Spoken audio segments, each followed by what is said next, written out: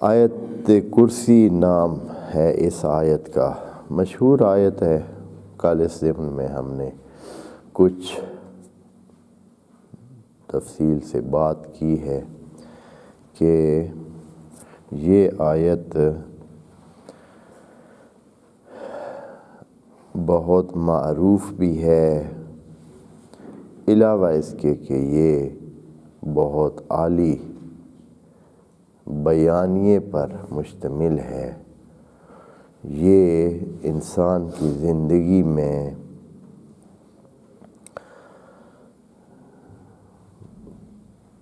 دوسرے مختلف اثرات بھی رکھتی ہے، یعنی علاوہ اس کے کہ انسان کو ہدایت کا کام دیتی ہے، توحید کی بات بتاتی ہے، وہ بیانیہ جو خدا کریم کا ہے انسانوں کو سمجھانے کے لیے، بتانے کے لیے، اس میں یہ کارآمد ہے۔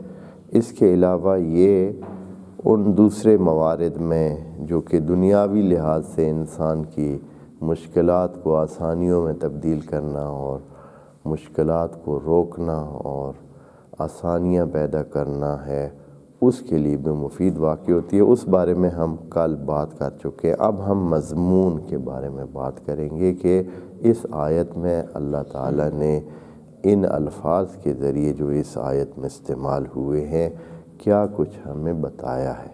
کوشش کریں گے کہ ہم اس کو سمجھ سکیں۔ بہت ہی گراں قدر الفاظ اور گراں قدر صفات اور گراں قدر توحید کے مواقع اس آیت میں موجود ہیں۔ تو شروع ہی جو ہے وہ بات کہاں سے ہو رہی ہے؟ اللہ کے نام سے شروع کر رہا ہے۔ اس میں پہلے سے ہی بات کا آغاز ہی خدا کریم اللہ سے کر رہا ہے، لفظ اللہ سے۔ اور یہ کیوں کہا ہے؟ ادھر سے ہی بات شروع کر دی ہے اللہ سے۔ وجہ یہ ہے کہ اس سے پچھلی جو آیت تھی جو کہ بہت مہم تھی رسولوں کے حوالے سے، جو بہت مہم آیت پیچھے ہم نے گزاری ہے، اس میں کم از کم 4 دفعہ ایک آیت میں اللہ تعالیٰ نے اللہ کا لفظ استعمال کیا ہے۔ اور اس میں دوبارہ ایک دفعہ آپ کے سامنے پڑھ دیتا ہوں۔ آیت نمبر 253 کی بات ہے۔ اس میں اللہ تعالیٰ نے یوں فرمایا تھا کہ وَلَوْ شَاءَ اللَّهُ مَا اقْتَتَلَ الَّذِينَ مِن بَعْدِهِم مِّن بَعْدِ مَا جَاءَتْهُمُ الْبَيِّنَاتُ وَلَٰكِنَّ اخْتَلَفُوا فَمِنْهُم مَّنْ آمَنَ وَمِنْهُم مَّنْ كَفَرَ وَلَوْ شَاءَ اللَّهُ مَا اقْتَتَلُوا وَلَٰكِنَّ اللَّهَ يَفْعَلُ مَا يُرِيدُ۔ وہاں اللہ کا لفظ بار بار استعمال ہوا ہے، اور وہ وہاں بھی استعمال ہوا ہے جہاں ضرورت بھی نہیں تھی۔ آپ کو اس دن شاید عرض کیا تھا کہ وَلَٰكِنَّهُ کہہ سکتے تھے، لیکن اللہ نے کہا وَلَٰكِنَّ اللَّهَ۔ وَلَٰكِنَّهُ بھی کہا جاتا تو بھی لفظ ٹھیک تھا، جملہ ٹھیک تھا۔ کہا ہے وَلَوْ شَاءَ اللَّهُ مَا اقْتَتَلُوا وَلَٰكِنَّ اللَّهَ يَفْعَلُ مَا يُرِيدُ۔ یہاں اگر اللہ کہہ دیتا وَلَٰكِنَّهُ يَفْعَلُ مَا يُرِيدُ تو بھی جملہ تو ٹھیک تھا۔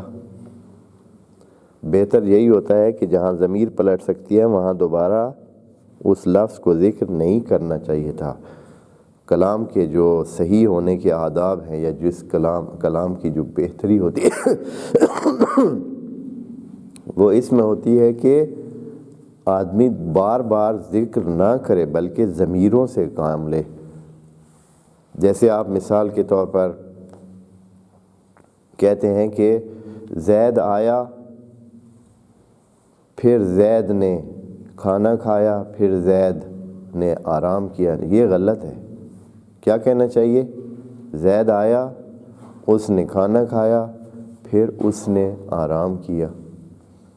ضمیر پلٹانی ہے، یہ نہیں کہ اس کا نام لیکن یہاں آیت میں خدا کریم نے آیت 253 میں آپ دیکھ رہے ہیں کہ خدا کریم نے پہلے تو وہاں سے تلک الرسل فضلنا بعضهم علی بعض منهم من کلم اللہ ورفع بعضهم درجات، وہاں اللہ کا ایک دفعہ نام لیا ہے، باقی ضمیریں پلٹائی ہیں۔ ادھر آخر میں آ کر 3 دفعہ اللہ کا نام بار بار لیا ہے۔ آپ کو پڑھ کر میں سنا چکا ہوں کہ وَلَوْ شَاءَ اللَّهُ مَقْتَتَلُوا وَلَٰكِنَّ اللَّهَ يَفْعَلُ مَا يُرِيدُ۔ اس کے بعد یا ایھا الذین آمنوا سے وہ ایمان اور کفر کی حدیں معین کی، اور ادھر سے آیت نمبر 255 سے خدا کریم ڈائریکٹ وضاحت کرنا چاہتا ہے کہ یہ اللہ جس کی بات بار بار ہو رہی ہے، یہ ہے کون؟ یہ اللہ جس کی بات بار بار ذکر ہو رہا ہے، جس کا اللہ کا نام لیا جا رہا ہے، یہ کون ہے؟ تو خدا کریم نے یہاں سے اللہ لا الہ الا ہو کہہ دیا، اللہ کا نام لے کر کہ یہ جو اللہ جس کی بات ہوئی ہے یہ ہے جو ابھی اس آیت میں جس کی وضاحت ہوگی۔ ویسے تو جملہ لا الہ سے بھی شروع ہو سکتا تھا، لا خود شروع کرنے کے لیے کافی تھا، لا الہ الا اللہ، جیسے کہ ہمارے کلمے میں بھی لا الہ الا اللہ، لیکن اللہ پہلے لگا دیا، صرف اس وجہ سے کہ آپ کو پتہ ہو کہ بات کس بارے میں ہو رہی ہے، یعنی اہمیت اس آیت میں اس لفظ کی ہے۔